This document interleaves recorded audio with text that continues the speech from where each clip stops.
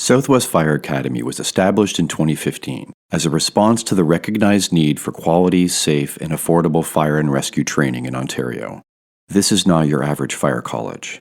SFA has high standards for their students, and it is their mission to teach and produce qualified, ambitious firefighters who are prepared to work hard to serve their communities. This is not a diploma mill. This is where you can learn strategic, aggressive firefighting from passionate, intelligent instructors who never forget why they were made to do this job. SFA is an accredited private career college that is regulated by the Ministry of Training, colleges, and universities, with a memorandum of understanding with the Office of the Fire Marshal. This means that SFA is an approved training provider with the OFM, and the programs are recognized in Ontario. Check out their pre-service and expanding selection of course offerings at southwestfireacademy.ca.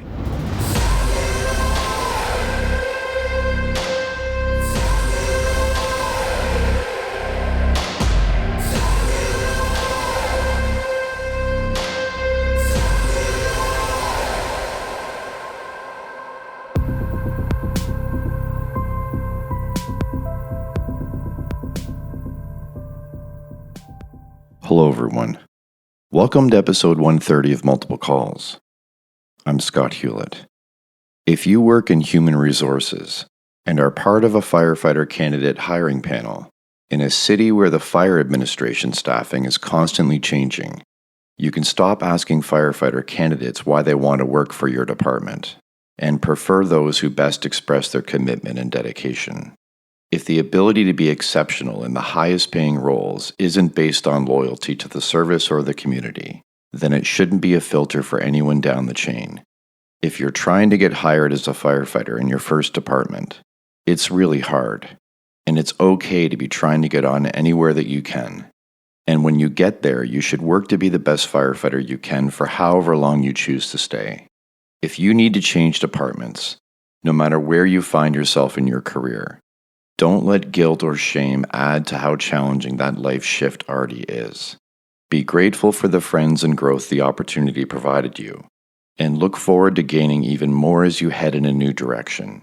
In leaving, you've opened up an opportunity for someone else to have their goal fulfilled, and you'll be a better public servant because you'll be happy fulfilling yours. Here's my chat with Joshua Doyle. So kick off with where you grew up and tell me a bit about your family. I was born in Thunder Bay, Ontario. I lived in Scriber, which is a small town just outside Thunder Bay. My parents, they worked on the railway. So my dad and my mom met on the railway, kind of a funny story. And we lived up there for a long time. At that point, they were working out of Northern Ontario. So like right near Lake Superior. So I lived up there for a few years. And then my mom was let go from the railway. So then we moved down south. So we came down to Barrie area. Did a lot of moving around when I was younger, just kind of the way things went.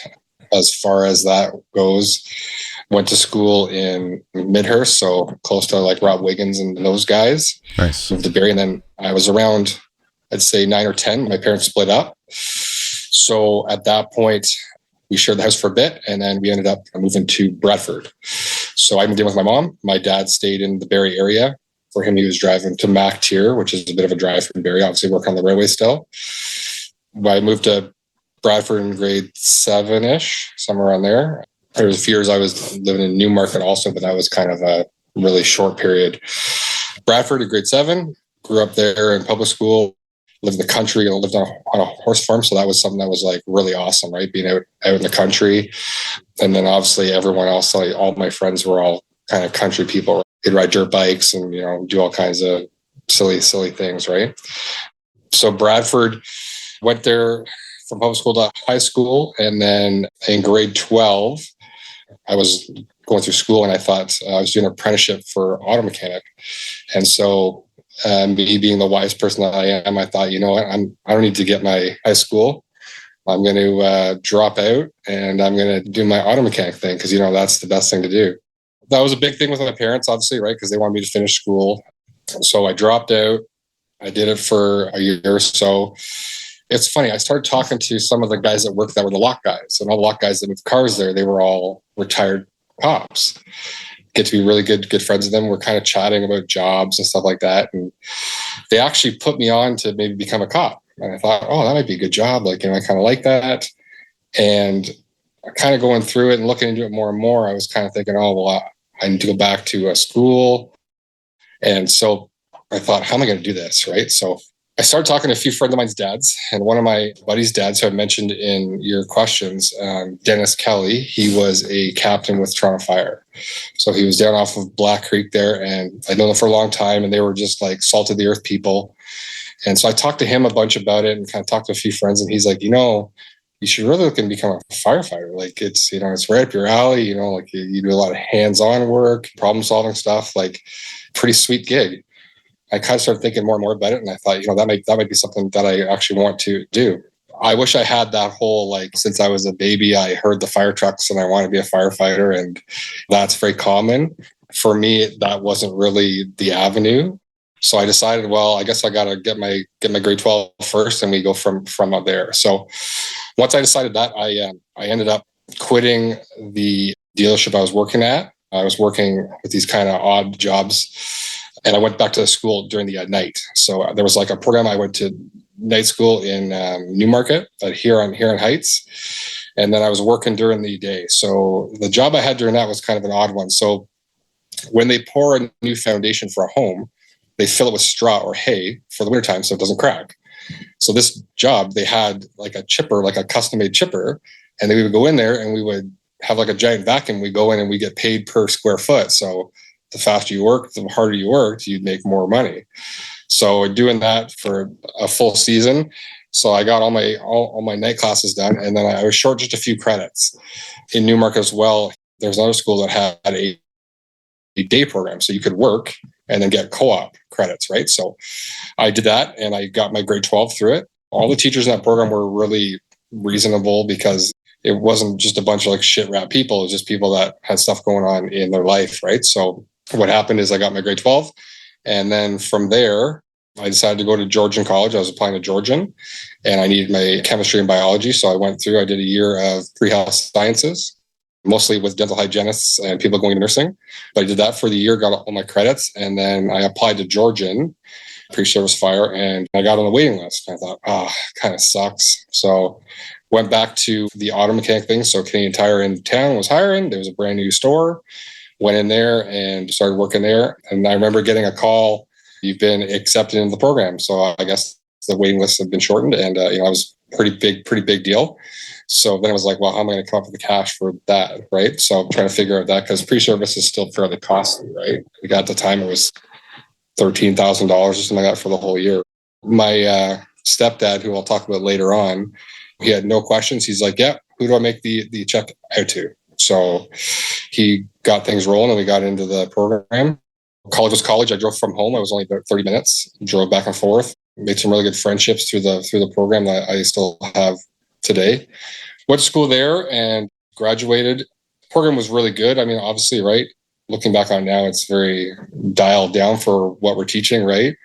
At the time, but did the program, graduated with honors. So, I mean, I was pretty into the program versus growing up. I was not paying a attention in school, the usual for type A people, right? So after I finished the program, then the whole process of hiring goes, right? So looking at courses, and we're doing this and we're doing that. So I had one guy in the class that I met in the course, Jason Cole. He's a Mississauga guy, and him and I decided, we kind of made like a pact that we're like, hey, let's find courses. Like, I'll find a course, you find a course, right? And let's just start trying to hammer them down. So I got a bunch of the medical programs, like a bunch of the BTLS through Toronto EMS. Those courses are really good. Those on the weekends, we found lock picking for first responders. And every time that we had a bit of money and time, we would split driving, and we went to every course we possibly could. So we're doing that, right? Everyone's working through the process. I don't know how I kind of got into the college, but I got involved, and I really don't remember how the process kind of happened, but I kind of kept in touch with some of the instructors. So they're like, well, we need help with sorting out the gear after live fire, or running packs around, or just Mickey Mouse stuff. I thought, oh yeah, I can totally do that stuff. So then I kind of started being like the logistics person, I guess you could call it, right? picking up gear and driving gear here and driving that. And then they said, well, if you want to come out and help start doing some basic teaching, like you can shadow and just be one of our secondaries and just help out at the local fire hall that they're renting. So I started doing that. During that whole process of trying to get hired, the same firefighter, Dennis Kelly, said, oh, my son, Ryan, he got out of Toronto and you're looking to get your license. You should look at the school bus company because I drove it and then Ryan did it and they paid for it. I thought, oh, wow, that's not a bad idea. So at 21 years old, I'm going through and I'm working with the school bus company, the local bus company, and I'm driving for them, getting all my time in. I got my licensing all sorted out. So I got my B, which I still have. It's funny. I remember driving a school bus and I remember being asked by a parent if I was an actual driver and they want to see my license because I was pretty young at the time, right? So that was kind of another little segue on stuff that we were trying to get done, trying to get that whole resume built up, right? So through Georgian was funny. Because I had my school bus license, I said, oh, well, I can probably get you guys a better deal for when we're shipping students up to the fire college, right? So I would drive the school bus. I'd pick the students up in the morning. We'd drive to the fire college, and then I'd do one of their shadows and throw the burn building, stuff like that. And then as that progressed, they kind of let me kind of lead a bit more. Obviously, I wasn't on a full-time department yet, so they were obviously the guys leading it all.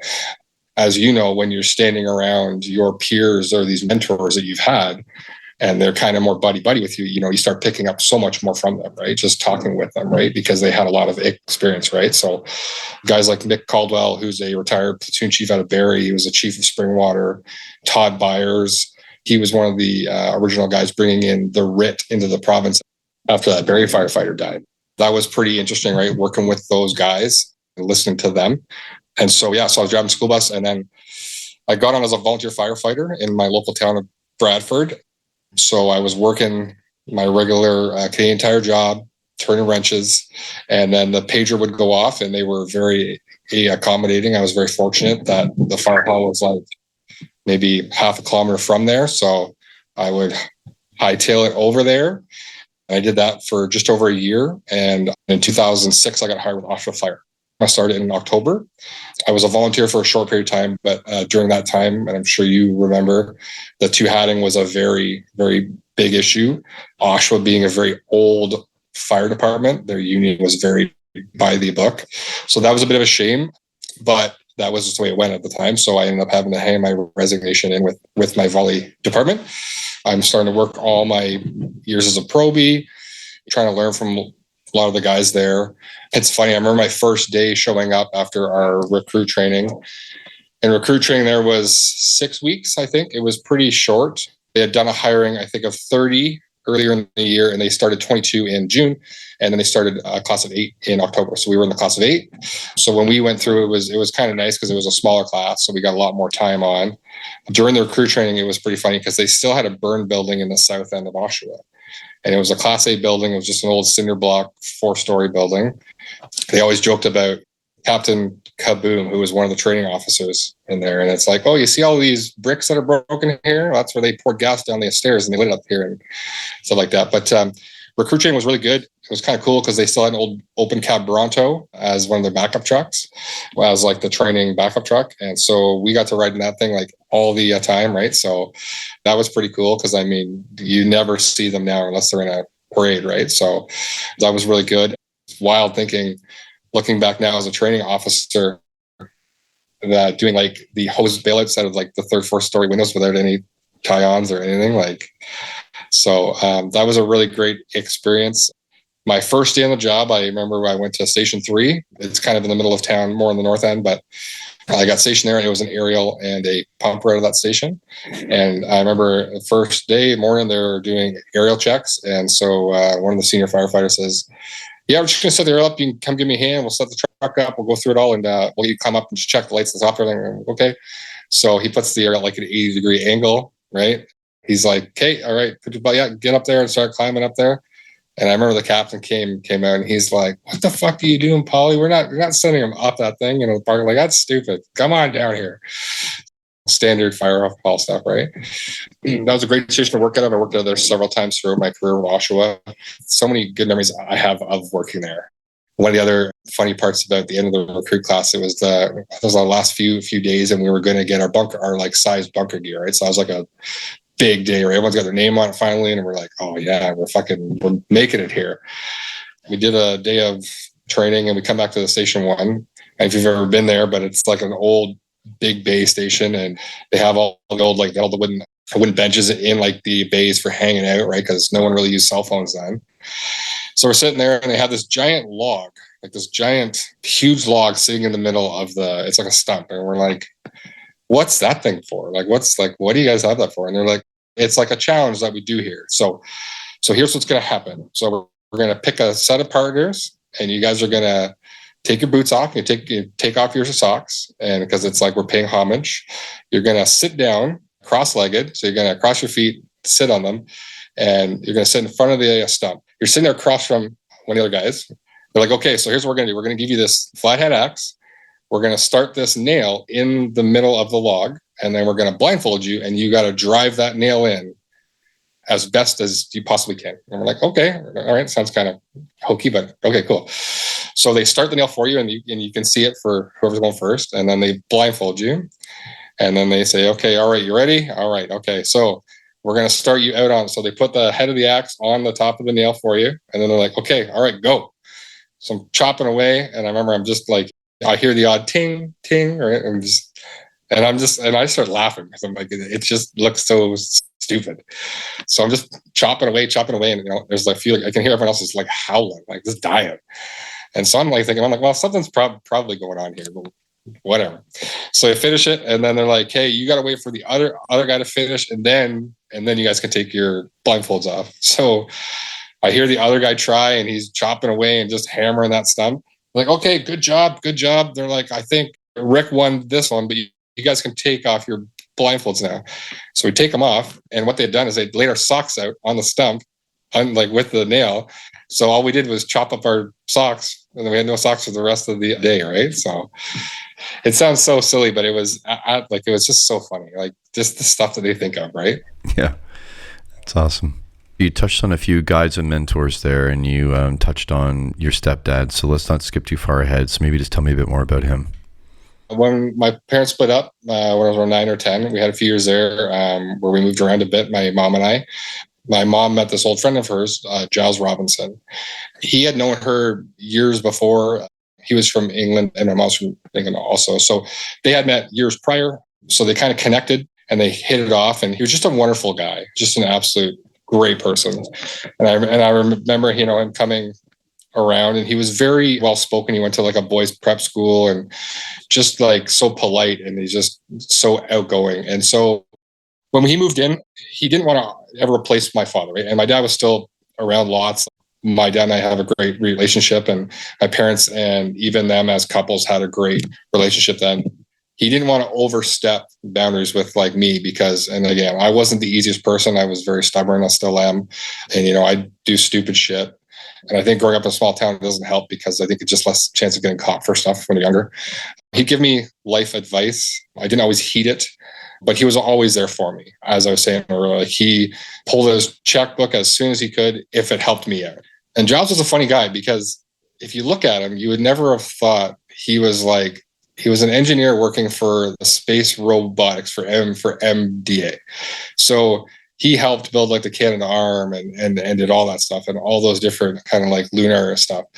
And it's funny because you'd see him, he'd always have a button-down shirt on, but most of them when he was at home, they were all so ratty and torn, and his beard was scruffy, and he drove like the oldest piece of garbage car. And I just remember visions around the farm. We're trying to like plow the driveway in the summer or in the wintertime. And he thinks, well, I could take a door. We could probably bolt the door to the front of the truck. And then that might work. And he it was so funny because you think you're like, that guy puts rockets into space. Holy fuck. But just one of those guys, right? He was a great mentor for me as a father figure. He was really awesome. And we were very fortunate to have him in our lives. Came into my life probably around, I'm going to say like late end of high school, like at the end when I was kind of going back to school. So when I was kind of getting my life sorted there, we had him till the about 5 years ago. So, and that's when he passed. So he had a massive heart attack. So that was a real shame for, I mean, not only for my mom, but for my kids and my wife. He's obviously one of my more personal mentors. Some of the mentors that I had through the Georgian program, I mean, I was there for almost a decade teaching, right? Like working with Oshawa Fire and going down and teaching and stuff like that. Like guys like Mick Caldwell, Todd Byers, Mike Cadot was the guy running the program. I'm still in contact with him. I did a lot of standby rescue. So when he left Barrie Fire as a captain, he retired and he had a rescue company. So I would teach with them like rope rescue and standby rescue, stuff like that. So that was a lot of really good extra training that I got to get outside of just working for Oshawa Fire. Mike Easley, he was a captain, Barrie, one of the teachers, absolute giant of a man, great firefighter. Unfortunately, several years ago now, he took his own life. And that was a real shame, right? So, I mean, as you know, the longer you work in this job, it tends to get to some people. And it's just a real shame, right? Because he was just like one of those just salt of the earth guys. I was very fortunate to know him and drive up to Georgia College with him, teaching lots of times, driving up to the fire college together and teaching for the week and then driving back together. And I think that's where I did get a lot of extra mentoring or teaching with fire related stuff, right? Was just shooting the shit with those guys. Because as you know, you're never a prophet in your own town, right? So you talk to the guys in Oshawa, right? And I was very fortunate to have a great career there and work with a lot of great people. But it's very funny that I look at where we are now and where we were. And I mean, 06 isn't that, I mean, like it's 20 years ago. It doesn't seem like that long ago. But when I started there, right? I mean, I remember there we still had the old Firehawks and things were very different then. That was the first hiring actually for Oshawa that they hired outside of the city. So if you didn't live in the town or in the city or your license it, they wouldn't even look at you. So I remember that was the first hiring for them outside of the city. And that was, I think, a big change because most of the guys there were ex-Oshawa generals or they played hockey. And that was kind of a caveat to most hirings, right? And I think that's traditional for, I'd say, a lot of the fire service then, right? Like, I mean, you could probably speak to that too, Scott. Like the team player, they have work ethic, right? It's ironic because I remember like being so hungry for info all the time. And now our new recruits they're so fortunate to have everything at their fingertips, like internet access, these podcasts or the online training, the UL FRSI stuff, like absolute gold. So much stuff. And I think of like back then, we didn't have any of that. So if you're hungry for it, where do you go? Well, you got to read the books. So you're reading textbooks, right? And obviously you're going through your regular class examinations. And I remember, we're having an information session for the third class testing. Okay, cool. No one shows up. And you know what the chief training officer did? Fuck those guys. I'm changing the whole test. Right? And then you go to write the test and it's on like louvering windows and stuff that isn't even like applicable to that portion of my job role that I'm expected to fill, right? It's just so wild, right? And I think that's a personality thing too, right? I look at what we do now and what we did then and trying to get info out of guys, trying to talk to them, and certain guys would sit and have coffee, but the fire always went out. Yeah, we got good job, great job. And you're like, someone else fell through the floor and we had like 7 fans into that house and they were going in different, like it was, you think about now of the data that we have now and you look at like what we were doing and you're like, that was fucking madness. Right. And it's like penciling. Like I remember, and I was just as guilty, was teaching penciling. And at the time, right, that was like fog nozzles were coming back hard, right? And it was like early 2000s and it was like fog nozzles, droplets, And, and I'm like, okay, like I'm like listening to my instructors and we're teaching and we're talking as peers and kind of going through it and like penciling, and then we're doing the flashover units and all that stuff, right? And some of it was great training, some of it was not great, but the penciling thing, like you look at it now, we're like, what are we doing? It's absolute craziness, right? But it's funny in Oshawa, when we were taking extra courses or I was like, they're like, what are you working on? Oh, I'm just reading on this. I'm trying to find this out. And they're like, God, you're a fucking foamer, eh? Like, what are you doing? And I'm like, a foamer? Like, what's a foamer? And I'm like, so because I'm into the job? He's like, yeah, exactly. I'm thinking to myself, like, it's so crazy. I don't hold anything against those guys because I think that's just the way the mentality was with them, right? And like, a lot of them are great guys. as you know, I think we get lucky. We've got lucky a lot more than we should have. It's just very interesting to like look at it, right? And like listen to what those guys say. But then they also came from the days where the platoon chief or whoever came through and he'd put the white glove on and he'd go check the station. And what was the most important thing, right? That he'd be checking the tops of the doors and checking the lockers and make, you guys didn't dust this. It's not wiped down, right? Versus now, I think we have a lot more emphasis on like, hey, did you go over your gear? Did you check your pack? Like, have you been doing your, like the really important stuff? Like we can teach anybody how to clean a toilet. Cause that was a big one, right? You don't know how to clean a toilet? I'll show you how to clean a toilet. Like, I think it's just so wild how far it's come. And it's so good. Like, I'm so pumped for, I think, the direction of the fire service in like where we're going. You can see it.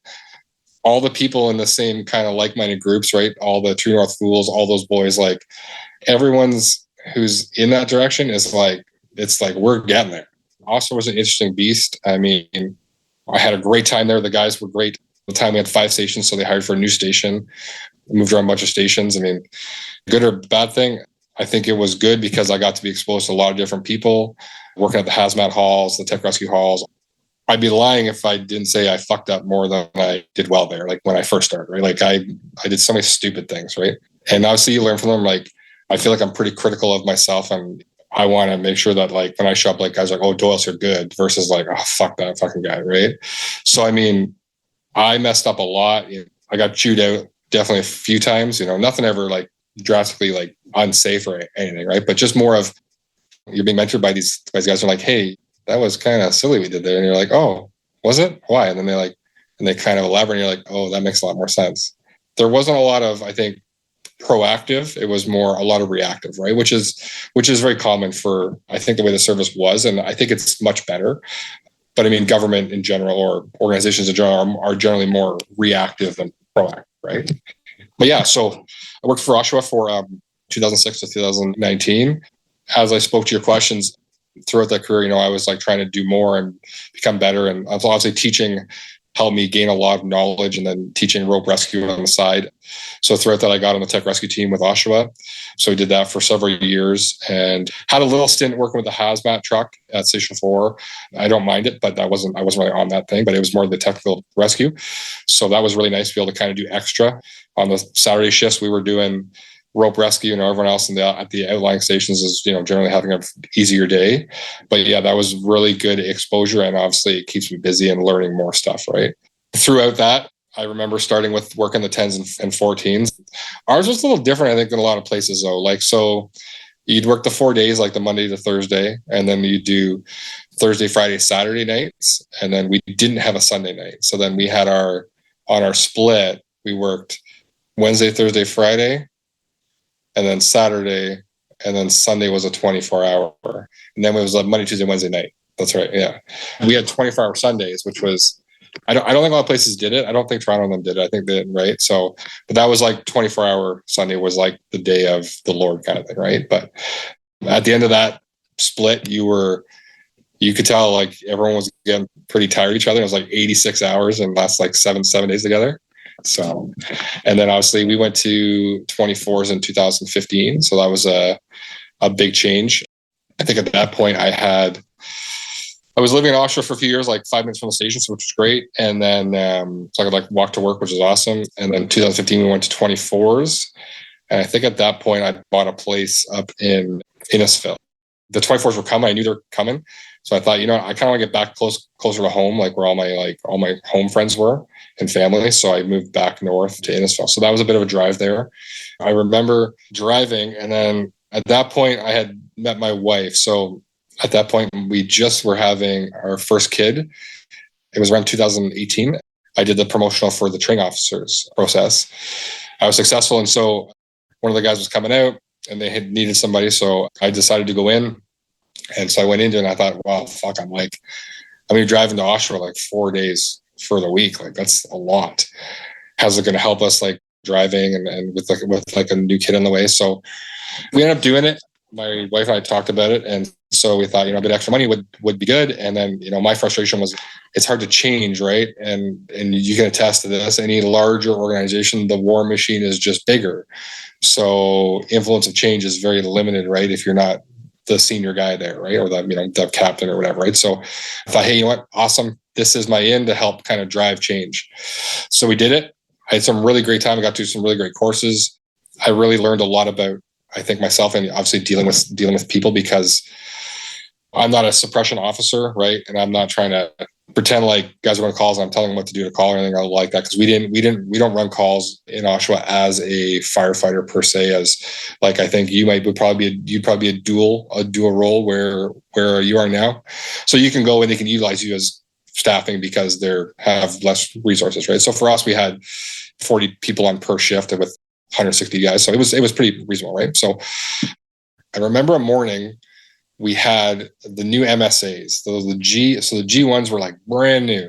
And I remember them coming in, and the exhalation valves with the first gen were really bad for sticking. So unless you washed them out really cleanly, like really thoroughly rinse them, the exhalation valve would stick, and then you would have to take it apart and push the plunger and fix it, right?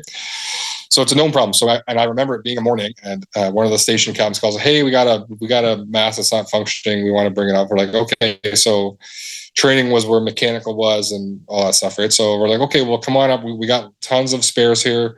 We'll just switch it and we'll get it looked at." So it's like, I get the call at 7:30, whatever, and it's like 8:30, 9:30, almost like 10 o'clock in the morning. They like roll up here. So they come in, we're looking at the mast switched out. And I remember the captain, because I worked with him as a firefighter. He was a good dude. And I said to him, "Maybe you guys should have been up here earlier. Like, that's a pretty integral piece of equipment. Like, you should have come up here." And they're like, "Well, we were busy." And I'm like, "I know you weren't running calls. Like, I'm on duty at the same time."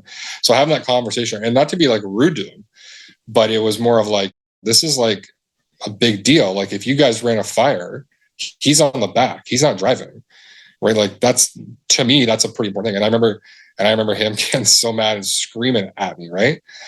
"Who the fuck do you think you are?" And I'm like, "Look, I'm just telling you that, like, that's one of your guys. And if that was my guy, I wouldn't want him having a piece of PPE that's not going to work if you go to a fire." Dealing with that kind of stuff. And I mean, that didn't happen a bunch of times. I was very fortunate. Like, I had a pretty good rapport with everyone, but just, it's so interesting, the dynamics of just interpersonal skills, right? Dealing with people, because I feel like train division, and even in Innisfil, right? You're not a firefighter anymore, but you're not manager. You're kind of like in that limbo, and you're kind of the buffer between both sides, right? So sometimes people that know you are pretty good, but some people, if you don't have a good rapport or whatever it is, they don't treat you like you're part of that group, which is kind of wild, right? So that's where I ended my career in Oshawa. So after about a year in training, Innisfil Fire posted a training officer job.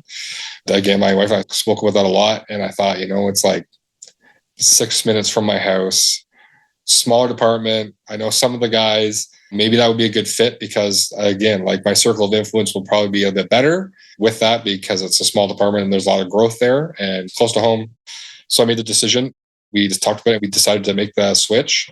That's tough, obviously, losing your seniority, right? I mean, coming from Oshawa, and I'm sure Brampton, a lot of the bigger departments, right? It's like, your seniority is everything, right? If you leave, like, you're losing your 369, you're losing 13 years on, all these people that are below you now. That was a big decision for sure. But I think you can never look backwards. I really try not to like dwell on any of that.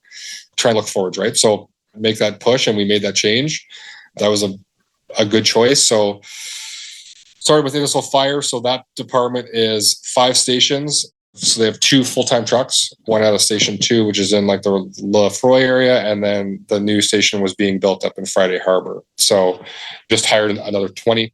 When I got hired, I shadowed the current training officer. I shadowed him for about a month, and then he left. And so kind of like, "Hey, have at it. You're the guy." We're bringing in a recruit class of 8. So they had hired 12. They slowly hired, and then they brought the other 8 in to make the full complement for that second truck. They bring them on, and so they say, "Well, you just figure out a plan, because that's just what we're doing. We don't usually hire a big group." So I remember doing the program for that. My deputy and my boss of training division was Derek Wilson. He came from Mississauga originally. He was I don't know if he was an active captain at the time, but I don't know if he was a training officer, but he came over as a deputy to Innisfil Fire. Awesome dude, like super knowledgeable, great guy. A bit hard to read, but good guy. So I remember we're working on programs, and we're talking about, he was big on like the playbooks, like Ottawa has their playbooks for like residential, commercial, all that kind of stuff, right? So he was big on that, did a really great job of all the policies, re-ramp and all that stuff. And I remember we're working on programs, right? Like the fire gun survivals or this and that. And one of the guys says to me, one of the senior captains there says to me, he's like, are you and like Derek like buddies? Like, did you guys know each other before you got here? And I was like, I never met the guy before, ever. So I got here. He's like, well, like you guys are like talking all the same stuff, and like you guys are like the same. So I just like, it sounds like you guys were buddies, and like I'm like, no, that's because we came from bigger departments. That's the only reason. It's so wild, the growth in these departments, right? Where you go from like one truck, two trucks, and then it kind of, as we start trying to grasp on the high-rise programs and all these things we're trying to do with limited resources, but it's like so new to everyone, right? Versus like, well, we just figure it out. That's what we do. We figure it out. And so it's just ironic trying to bring these programs in, and then you've got to almost defend them, right? Or you're almost selling them, right? Really is what you're doing, especially as a training officer, right? In that limbo phase, right? Like management's like, hey, we want to do this. Okay, cool. So you build your program, your training lesson plans, your resources, all that stuff, and then you have to like sell them on. A lot of time it's not like, hey, chief, I need you to like bring the hammer down. This is what we're doing. And he was really good about that. Like standardizing trucks, awesome. And I remember one station, they were their own department for a long time. They're part of Innisfil now. For people that are listening that know the department, they'll know the station. But they were very, very set in their ways. And because they were their own department, they kind of ran how they wanted to run. So I remember going there, and like the deputy chief I had to stay there for the night and like take everything off the truck and then watch them put it on the truck. And then we took everything extra away because that's just the way they ran, right? So, and I remember, and then you go back to you, so they were like, hey, what's this? Where did this thing come from on the truck? Like, what's this on the truck for? So, but yeah, he was really good. He ended up leaving to Barrie, went to Barrie as an assistant deputy chief. So that was kind of a shocker, having that person in your corner be able to drive these programs and like, like, yeah, this is what we're going to do. Yeah. Okay. Whatever you need, you tell me, we're going to do it. And you just do all the lesson plans and the monthly training, all stuff. So he went to Barrie. Around that time, the current deputy at the time took over training division. Good guy, just very rough around the edges, was had a lot of like interpersonal tact. So him and I clashed a lot, very old school, like we'll figure it out kind of thing. And I remember butting heads with him constantly. It was 2021, so it was about 2 years, 2 years into Innisfil. And so that's going on. And that's like kind of like weighing on me, right? And then I'm battling with some of the crews or the guys, not everyone, like there's a lot of good guys there, but just battling with certain people. And then I'm like starting to get real bothered by it all, right? And then we're gonna have a second kid. Okay, awesome. So then we're like, well, we don't have a big enough house. We live in like a 900 square foot, 2-bedroom cottage, and we turned it into a house. So we're like, well, maybe we'll lift it up, maybe we'll do this. And then so we start looking at homes. We find up finding a house in Essa here, so between Angus and Barrie. And so we're like, okay, yeah. So we do it. We buy the house. We sell our house. It's kind of getting, I think it was around COVID, right? Because it was 21. Yeah, it would have been 21 around. We buy the house. And so my son is born on January 11th. And on the 27th, my stepdad, we got the house. Yeah, we got the house for a week or so after he died. It was right on the same time. So it was like baby, my stepdad died, and then our son was born. And like it was like the trifecta, right? And again, like kid being born, awesome, great. But then it was like the death and then getting the house, right? And I remember coming home from work, from training, and I remember my mom calling me. I didn't answer it. I was like, oh, it's a long day. I'll call her back. And I was like, called again. I was like, oh, so then I'm tending to the one child. I can't remember which one. And then my wife says, she picks up the phone. She's like, Giles has had a heart attack. You need to go there like right now. So I remember leaving the house, like I think I was still in my uniform from work, and I drove to their house in Barrie, and I showed up, and like Barrie's there, like fire's there, ambulance is there, police are there. And so they're working on, and he just had a massive heart attack at the table on, like, he was on like a Zoom meeting. So hopefully I don't go out like that today. So yeah, so my mom like witnessed it all and stayed there for a few days. I was there for a few days with her, helping with all the death portion stuff, right? Victim services, stuff like that. I remember we moved into the new house. It was about a week later, 2 weeks later. It was right around the same time. I remember like really struggling with like the baby screaming and just everything. And I remember getting really irritable, and I didn't like going to work at the time. I was really struggling. And then I remember like not wanting to get out of bed to kind of transition into it. I mean, it was really one of those weird things where it was like everything would set me off, and I might have had depression here or there, like, but nothing that wasn't manageable or that I couldn't deal with. And I remember my wife being like, she's like, what's going on with you? Like, I remember throwing like a baby bottle through the wall. It was really bad. And that's obviously not like a high point for me, but I remember it was just so hard and everything was so stressful. And I couldn't put my finger on it, right? Because I think as a firefighter, right, you're just like, well, we're just going to buckle down. We're going to grind it out. We're going to grind through it. We're going to figure it out. And I remember a friend of ours had come over here, and he was a firefighter, and he had been off, and he had some wild shit going on. And I was talking to him, and he's like, like, you should talk to this, I'm dealing with this with my therapist, blah, blah. And he's like, I took some time. And I'm like, what was that like? Like, I didn't think as a training officer or how that works, or I'm like, well, I don't ride the trucks. It can't be the calls. Like, I'm not going to like these trauma calls. And so we're kind of talking about it. And so he puts me in touch with the trauma center at Sharon, I think was the big one.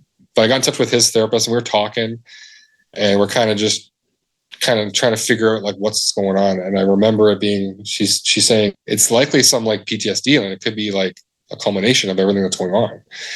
My wife and we were talking about it, and I thought, like, maybe I just need to take some time. And I remember we do all the paperwork and stuff like that. Something that I didn't know at the time, that with WSIB, with mental health leave, I didn't realize that you have up to 2 years after leaving the job where it's not, I guess, a big deal to prove it, where you have to have a lot of documentation.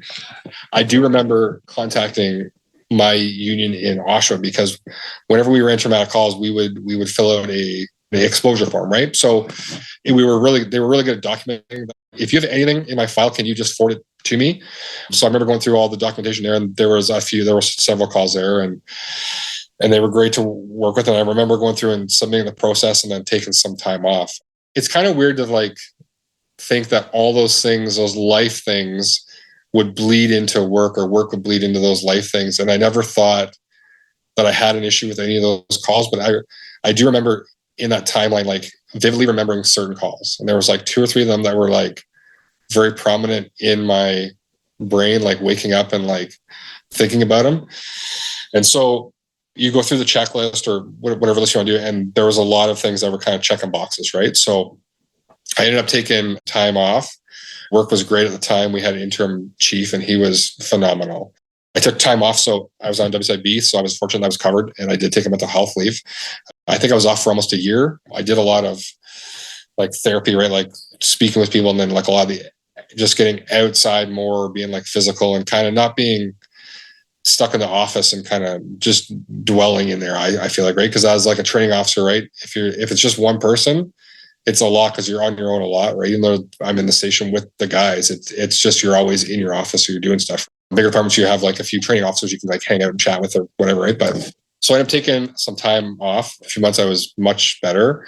I do remember speaking with a therapist and kind of thinking like, you know what, like, I don't think this training job is like, it's just not cut out for what I want right now. Like I don't think it's positively affecting me and my lifestyle. So I thought, I'd like to go back to the trucks. I think I have more of a purpose doing that. Like I feel with training, I don't know if you find a Scott, but sometimes I'm like, what am I doing? Like I'm trying to make things better. And I feel like it's just another cog in the war machine. It's just like, just firing another coin into it, right? Like you don't see the reward from all the work you're doing, right? And so going back to the truck, I felt like it was just a much more purposeful thing, right? You go out there and you help people, and you're actually like doing something, right? And I'm not knocking training guys. I'm just saying. I remember a few guys, like there was a few core guys that would check on me and call up, which was awesome. I remember one of the union guys like coming over and like having a beer here and like checking on me, which was awesome, right? But it's wild how many guys, and maybe just because they didn't know me, but they were like, oh, it's bullshit that guy's off. He's just milking the system. What's that guy gone through? Stuff like that. And I'm thinking to myself, like, how do we preach mental health and like all this brotherhood shit? And then you have people saying that kind of shit, right? And I'm like, yeah, you've known me for 2 years here, but like, you don't know like what I ran before, or like what my life had, like, or what I was dealing with for life. Like, you know what? And maybe most people, a house, a death, a baby, it's fine. It was just wild how it all kind of culminated together. And, taking time off was probably the best thing for me. I think I learned a lot from that, like, as far as like grounding and being in the moment. Like, I think it's made me a better parent. I think it's made me a better partner. I think it's made me a better person for myself too. So I think those are all more important than even having a fire service job. But I remember going through the process to get back on the trucks, right? When I went back to work, I had the meeting, like my return to work program with my chief and HR and stuff. I kind of pleaded my case of like, this is what I'd like to do. Like, okay, well, we'll bring you back to work and then we can see about maybe being a lateral or something. I don't know. So I come back to work and I do the modified schedule and all that stuff. So I go back into regular duties. One of the guys promoted up, so they had a vacancy on the floor. So I thought, oh, okay, perfect, awesome. So I put my resume in, or I applied to the process. We go through the process. I'm thinking to myself, I'm talking to the guys. I'm like, okay, well, so they go through the process, do the resume, interview, all that stuff, and then they're like, well, you should give them give them no reason, like go do your FSO just to do it, right? So I went and did it, and so then I remember getting a call saying that I wasn't successful for the position. And I thought to myself, that sucks. Like, that doesn't make any sense. So then they hired one of their volunteers, good guy. At this point, I file a grievance, right? Because I'm thinking, like, they're saying they've hired the most qualified individual for a position, right? And I look at resume and stuff like that. Yeah, so I filed the grievance, and obviously so the city stands by it. So the grievance is in its process, doing its thing. I started our course with the union president and two other guys. Like an email saying like, "Hey, Joe Blow is going to start on Monday," and it was like a Thursday, Friday, whatever it is. And so I'm getting emails like, "Do you have like a recruit program to put together?" Like, and I'm like, "Yeah." And so then they say, "Well, you're going to be in charge of training and the on-duty crews, but the deputy's in charge of the training for the single recruit." And I'm like, I've trained like multiple recruit classes, like in Oshawa. I did the one here. It was just wild to me, right? So, anyways, we put a training program together for one person. And so it's funny because in my grievance in the meeting, we had a conversation and it was like, you didn't hire me as the guy. Okay, fine. But you're okay that I'm to train the guy to be the guy for that role, right? And I'm not the qualified person. I just found it pretty wild, right? Because as a single person was training 5 stations, so 40 full-time, so 2 trucks. And then there was 5 volunteer stations of like 90 people. So anyway, throughout the process, that grievance went on and on and on. And I thought to myself, you know what? I'm not staying here. Like, I don't want to, like, there's some great guys here, but this isn't the organization that I want to stay in. Any place I was kind of opening, I was getting in the hiring process. Was it like 18 years in? I'm like, okay, well, let's get back into her. So going through the test, so did some of the OFAI, like stage 1 and stuff like that. And then I remember applying to Mississauga, and it was the online digital written. That was a bit of fuckery for sure. And then I remember writing for a few places, like it was like, Richmond Hill, going through their testing and then their hands-on job day or their hands-on testing day, stuff like that, right? So those didn't work out. And then Bradford came up. So Bradford was hiring for a second truck. So they hired 20. So I applied, got in, and then they hired 12 and then 8. I got in on the second hiring, so I didn't start till January. So they had a class start in June or July, and then they had the other portion start in January. So I got hired in January. So obviously at this point, I wasn't the first class. For those on my crew, all the senior guys listening to me, you guys are senior. I know. It was pretty interesting though, because at the same time, it's the same chief of both departments. I don't know if there was a consolidation at that time. So that was pretty interesting too, right? So kind of interesting. Going back to my old, like my first department and where I grew up, which was kind of cool. I've kept in touch with a lot of those guys over the years. So I know a bunch of them really well, a bunch of the senior guys. So I was very fortunate that when they hired me at first class, which is almost unheard of now, right? So very thankful to the union guys and the guys that advocated for that. Yeah, so I've been there since January of 24. So just over 2 years with them now. Things are going well. So other than that, yeah, like I'm really excited about that department because there's a lot of growth, because it's so small and because we're starting to grow. I mean, talking about a third truck and a third station, I don't know if it's going to happen with just the budgets and the worlds that are going on, right? But we got a great chief. He's really supportive. Our deputy's been awesome. He was a training guy and he was a deputy. He'll be leaving soon, unfortunately. But as far as like change, like I feel like I've got more change and more say than as a training officer than I did, which is wild. I obviously pay a lot of homage to the guys, the senior guys, and like that. Obviously, like trust like my opinion on things, because without them, like change wouldn't happen, right? But I can have a conversation with them, and because I know them, we were able to go from flat loads to Minutemans now. We're putting New York hooks, like we're starting to get New York hooks on most of the trucks. Like I was able to help bring in IFF, the Fireground Survival. It's the first time for us, right? Stuff like that, right? So, and it's not just me. Like there's like a bunch of people pushing hard, like trying to make change, which is awesome. We always joke it's like that 10 pounds of pressure is like the common thing. But so me and my captain, Zach, ours is 110 pounds of pressure all the time.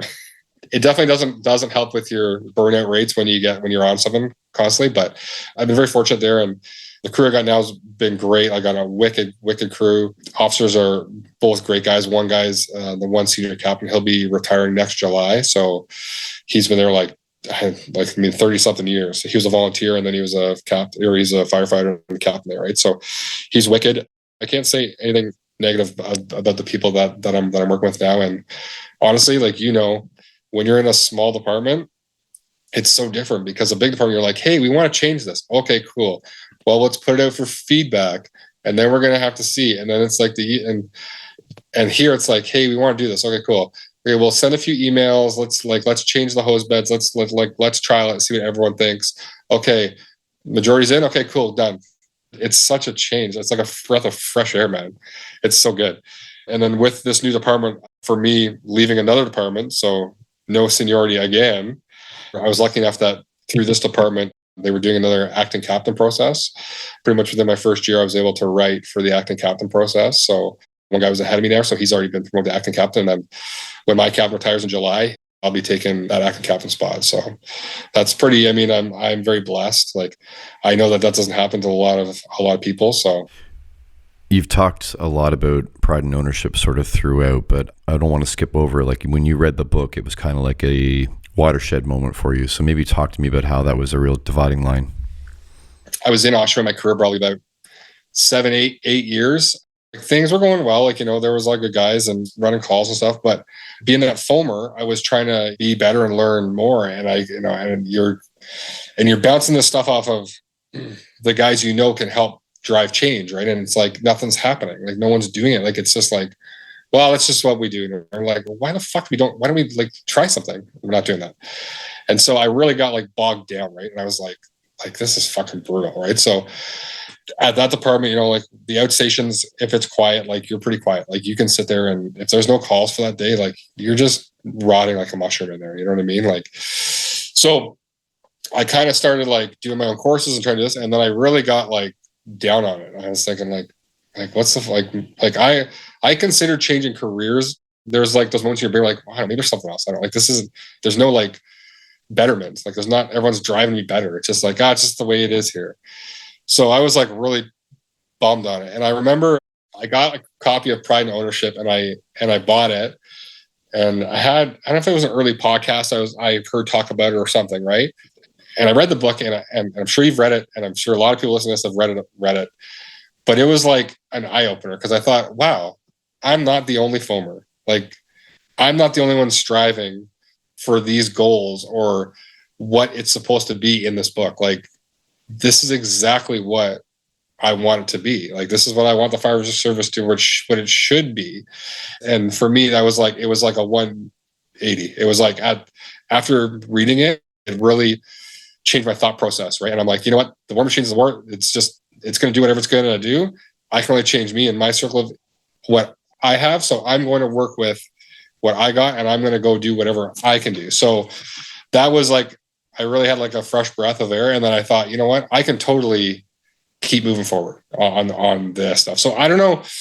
And I don't know if there's anything specific in the book that really like kind of like awakened me, but I just remembered like just the camaraderie and like the openness of like putting the benches out in front of the stations to talk to people and being like, not just like a corporation where you're like, make sure you lock those doors down. Make sure, it's like, it's just so different. Right. So I think that really inspired me. And that's where I started getting into doing more courses again and stuff like that. Right. And then it's like-minded individuals, right? As you're in those groups, right, you start kind of getting branching out, talking to guys, and, and then you're like, oh, wow. So we're the same, but different, but still same. And from that, I mean, that's where I remember going to FDIC as an offshore training guy. And I mean, that's a whole nother world, that place. But just even besides all the guys carrying pagers that are from different states, the people, right, and like listening to the guys speak and just talking with people, it's the same kind of thing, a lot of them, right? Like, I mean, you're talking to a sales guy, they're just there to sell stuff, but you talk to the fire guys and it's like, you listen to that stuff. And like, I wish I had known to like look at and go to some of like the major speeches from some of the guys, like, because I remember being an offshore training guy and the training officers conferences, right, that they're running. And this year actually looks good. I saw Mark Van Oppen and isn't it Sean Duffy? Sean Duffy, you're right. Sorry, yes. Yeah, I was looking at that. I was like, well, maybe I can get into that. But I remember the training officers conference was at the fire college, and they had like IMS, whatever, 100, 200. They had a go, no go, and then they had this thing, nozzle forward. And I'm talking to my chief training officer, and I'm like, well, like, what's this one? He's like, I don't know, some fucking Yankee American rolling around on wrestling hose or something. And I'm like, oh, okay. He's like, we're going up for 3 or 4 days. He's like, the nozzle 4 days, like, I'm going mountain biking all day with the boys. A bunch of the boys are coming up from the fire department. We're going to go mountain bike. I'm like, oh, cool. I'm like, I'm going to go check it out. Because I was like, oh, so I started Googling it, like looking into it. And I was like, and I remember the first video he showed me was like where he's like chasing the open hose line, right? Like rolling around on it. And I'm like, oh, it kind of looks kind of weird. So I started like looking into it more. And I was like, that looks really good, actually. Like you look at the videos, I'm like, this looks fucking wicked. So then I did it. And that was my first intro to Aaron Fields. And I remember sitting up there and like, we were like in the fire college, and I'm sure you've been there, right? Like singing in the calf after having like beers or whiskeys or like that, and like just chewing the fat with him and his cadre.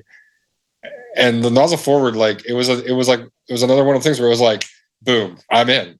And it was so good. Like listening to Fields speak about just hose deployment, and then like Seattle runs things a bit differently, but like just listening to like how he does it and then why. And I mean, it's the same as listening to Kyle Romagus, right? Just different terms, but like so knowledgeable. And like we unfortunately don't run enough calls or fires to have that experience, to have those, right? And yeah, that was fucking awesome. Like that was another big change for me, was going to that course. And I was like, man, I'm like, I got to go do more of these things. So yeah, that was pretty interesting. And it's funny, you try to explain to some people who aren't like in the niche or like don't really get it, and it's like you're talking a different language to them, right? And like then, but like when you're in and you drink the Kool-Aid, and it's like, wow, this actually makes so much sense. Those are some of my bigger ones, I would think, that really like kind of opened my eyes to that stuff, that were really got me fired up about working again. Fast forward, I was part of the Hogtown Fools, so you probably know Firestar, right, Mm-hmm. Mark? Yep, Vanderfeist. Yeah, Vanderfeist. Yeah. So my buddy Matt Baca, I don't know if you ever met. Yep, I know Matt. Yep, he's due to come on for sure. Yeah. Yeah, he's wicked. So I worked with him at Oshawa. Love the guy. We're still buddies still, and we still chat. And I remember going down and teaching, like we're doing some training with Six Nations and Firestone. So I met Mike Langford and a bunch of the guys, and Jody and all them, great guys. And then Hogtown Fools kind of came up on my radar. And I thought, oh yeah, wicked, like Hogtown Fools. So I'm like, sign up. Unfortunately, like during my time with them, nothing really came to fruition. There was not much. There was a high rise maybe, and then the high rise turned into, I think Firestar took over for that, right? I think Firestar took that one. So yeah, so I did the Hogtown Fools, and I remember having the meeting, and same as the True North Fools now, right? We're having being part of that membership, and the last year was wicked. Riley and all those guys, they're all like the same cloth, right? Same as with the meeting we had this year. I want to see aerial ops. Like that's one thing that I brought up at the OFTO conferences, and I brought up at Hogtown Fools. And I mean, the can work, you got like Brown them are doing it, and Brassam, that's awesome. But I remember bringing that stuff up like a few years ago, and people thought I was fucked. And can work, I think, is something that's really interesting to me. Every fire truck pretty much in Ontario has a can on the truck. How many people have gone to a class or have any idea what the limits are or what the purpose is for? And it's so wild because you talk to, like our chief officers, we talked about that can work. And I remember bringing it back to my captain, and my one young captain, he's like gung ho. We're talking about it, and he's like, yeah, it makes sense. And then you talk to others, they're like, oh, that's fucking dangerous. We're never doing that stuff. And you're like, but like, we're not going to fight a fire. Like, we're not going into we're not pulling the hose line. It's just it's a different tool for a different application that can be used, right? And it's so wild to me how far away people are from that. I don't know if it's like a safety thing in Ontario. I mean, Canada's bad for it, but Ontario for sure, where like safety abolishes risk for us, where they don't want risking, right? But like, how can we become more effective at our job?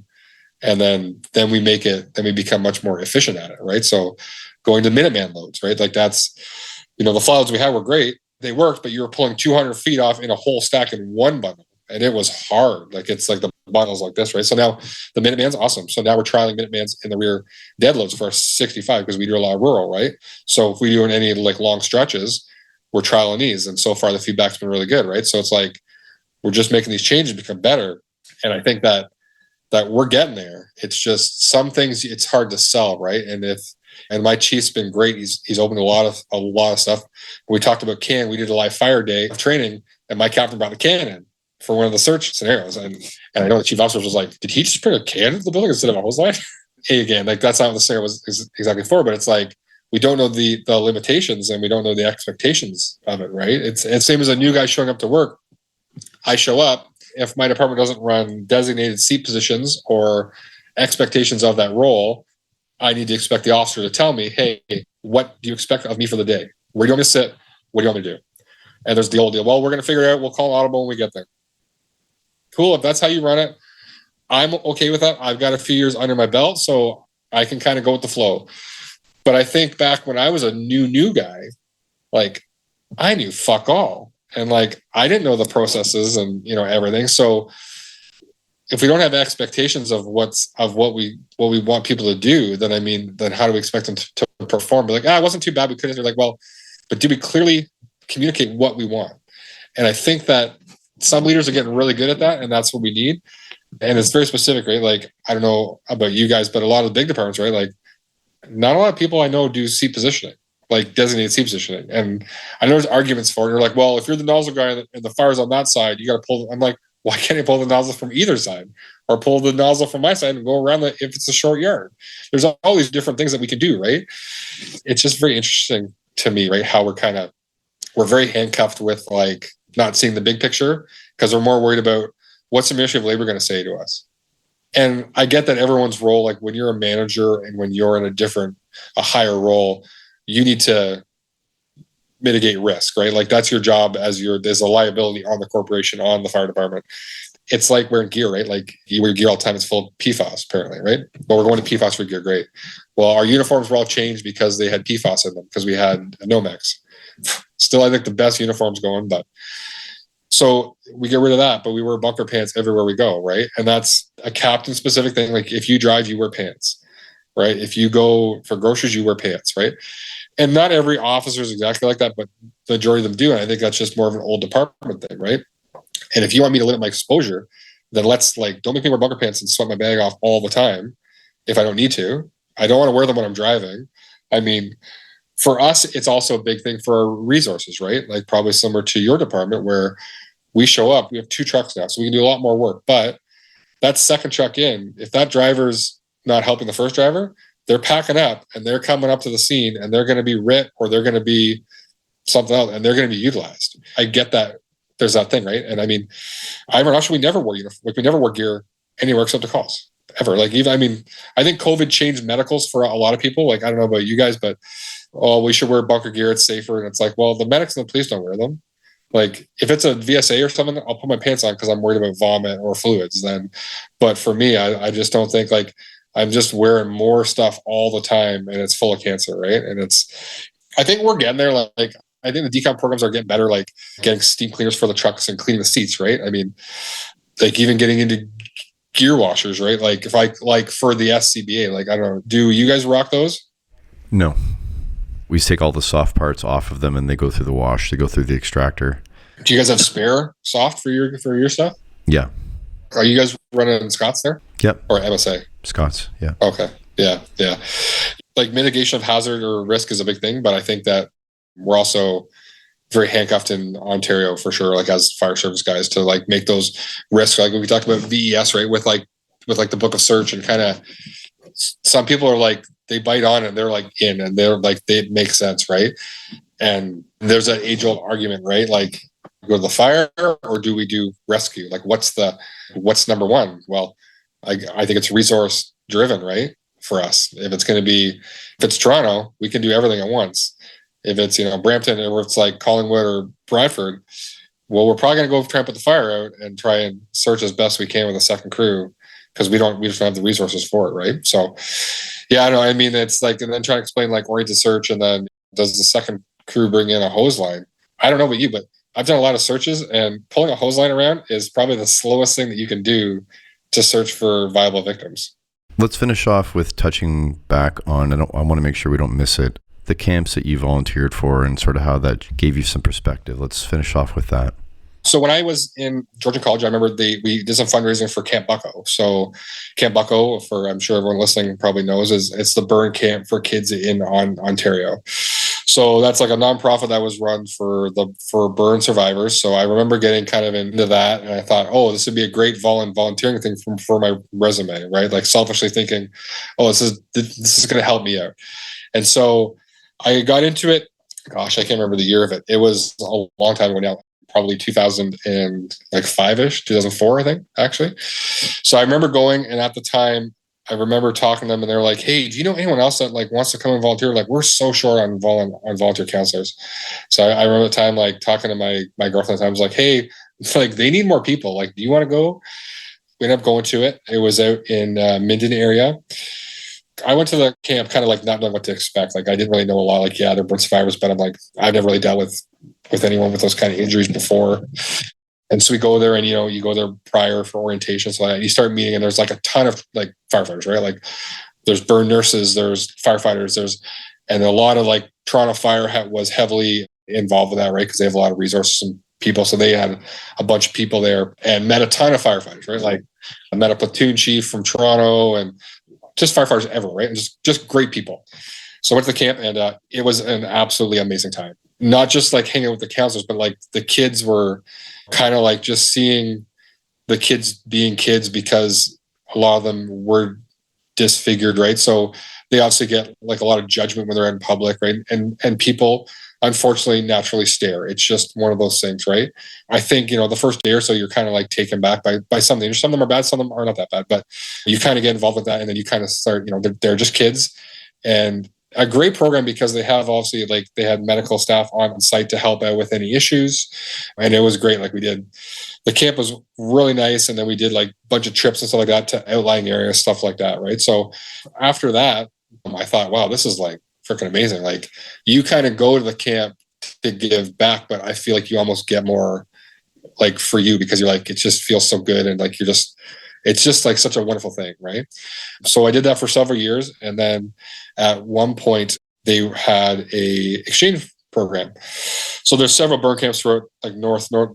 There's one in Uyala, I think is in Georgia. And then there's a Champ Camp in California. So they have like a national like burn conference where all the different people come from different camps, right, to kind of meet up. So they were looking to do an exchange. So they sent 2 campers and a counselor from our camp to Champ Camp in California. Lucky for me, the first counselor that they asked couldn't go, so I was able to go. So I went down as a chaperone with 2 campers to the Champ Camp. So I went there. It was just outside of Fresno. I mean, it's the same, but just on a different level, right? Like the kids, I mean, the severity of burns, I think down there were more prevalent. So they run a very large organization. Their organization is very, very, very, very big. The camp that it's at is like a Hollywood stars kids camp. So it's pretty unreal. But the injuries are very interesting, because a lot of them, they do a lot of like Shriners hospitals right down there, right? So the Shriners does a lot of the burn centers, stuff like that. But they would like medic flight the kids in from areas. So Angel Flights, which runs in that area, they will donate planes and pilots. So they'll donate. So we had kids from New Mexico, kind of everywhere near the estate. And just talking to some of the people there, a lot of the counselors were burn survivors themselves who came back. And obviously a lot of firefighters, right? I met fires from like Beverly Hills Fire, San Francisco, Fresno, like Oakland. So a bunch of people, right? And they're all district chiefs, and there's like just a whole smorgasbord of people, but they're all, it's just, everyone's so good. And it's just such a heartfelt time to go there, right? And the kids just have a blast, and it's just like a wonderful, wonderful thing. But through the camp, obviously, I met a bunch of firefighters. So I thought to myself, at the time, I went as a chaperone. I was single, so I was like, single firefighter. I'm like, I got time, I got money. Let's just go back. So I think I went back for 7 or 8 years straight. I would go to my camp in Ontario, and then I would do the champ camp one also. Through going to champ camp, it was really cool because I obviously meeting all the other firefighters. So every year I'd usually stay with someone else after camp, right? So go to camp and then we'd go somewhere. So one year I was in Oakland. So my buddy was a fire medic in Oakland. So he's like, hey man, you want to come to work with me? And I was like, absolutely. So I went to work, gave me a uniform. He's like, so you're with me for the day. He's like, I told my district chief, he's like, you're good. He's like, you just can't go into a fire. He's like, other than that, you got some turnouts, like come in. So I was like, okay, cool. So at that station, they had a pumper and a tiller, and they had a tanker too, which is kind of a weird. They have a tanker at two of the stations that they can supply water to all of Oakland if there's a major water shortage. It's pretty wild. Like when they go to the ocean, they pump it all out. But yeah, so he's like, whatever truck gets the call, you jump on the rig, like whatever, the tiller or the pump. And I was like, okay, or the engine. So I remember like going to a bunch of calls. Like he's like, whatever truck went, I went. It was like in the tiller. I didn't get to drive it, unfortunately. Pretty interesting because their Pierce have all like air, like all their steps are air steps. It's wild. So you open the door, the steps, you get in. There's a jump seat, and that was a bit of an exposure to me of like engine and truck work. Like I kind of had an idea, but never really knew. And then you kind of see the guys are a little bit differently how they're rigging up, right? And so all the guys on the tiller had their leather ladder belts. And I remember going to calls, and we went to a structure fire, and I've never seen so many people on a fire in one time. Like they were in it, on it, around it, and they were using like the big 4-way manifolds on the hydrants. Like it was just a whole thing. But man, we went to like shooting, car accident. Like it was crazy. It was such a different pace of calls compared to what I'm used to, but it was really cool. I mean, their turnouts were next to their beds in their quarters, and they were like in the kitchen in bunker pants, like feet up having coffee. It was like Rescue Me almost. It was really wild. But yeah, so every year I got to go for like ride outs and like with different people, and I mean overall it was just a great experience. I think I learned a lot about firefighting through a lot of the guys there too, right? I mean it's a different stream, but the camps and the people at the camps were, I mean, I would recommend anyone, if they have time and they're available to do one of those camps, like to go volunteer, because it is absolutely amazing. How can people reach out to you if they want to connect? Well, if you want to reach out to me, they can reach out to me on Instagram, Josh Doyle. Nothing fancy. I'm not a celebrity or anything there. But other than that, you can message me through there if you have any questions or anything I can do for them. I just want to say thank you to you, Scott, for giving me this platform to be able to chat. And I know that I did a lot of the rambling, not a lot of questions. I really appreciate it. I think my thing is to thank all my mentors, everyone that helped me throughout those years to become the firefighter that I am now, as I'm still learning. A huge shout out to my wife and family. As you know, with shift work and all the courses and stuff like that, if I didn't have the support at home, I wouldn't be able to do what I'm doing now. So I'm very thankful to them. I guess my last message is for people that are listening to this podcast, if you're beating your head against the wall and you're really, struggling with some of the stuff you're dealing with from work with the guys or the policies, keep pushing. Don't let it get to you, because I know what that grind's like. Aaron Fields, water boils from the bottom up. It's going to be a grassroots movement, right? It might not be, you're not going to win everybody, but person by person, as long as you put that work in and you show them the data or the reasons for what we're doing, and people are definitely going to be doing it, right? To my captain, Zach Katz, the way we do it is it's like Shackleton, right? It's through endurance and we conquer. So we keep trying and keep pushing. So no, I just want to say thanks to you. Thanks to the True North Fools cadre, which I know you're a part of. Great training course that we did a few weekends ago. It was wicked. So those guys are doing awesome work, and to Firefighter Rescue Survey of Ontario. So those guys are killing it. And I'm just positive about what the next decade's bringing with the fire service. So that's all I got, man. And I really appreciate it.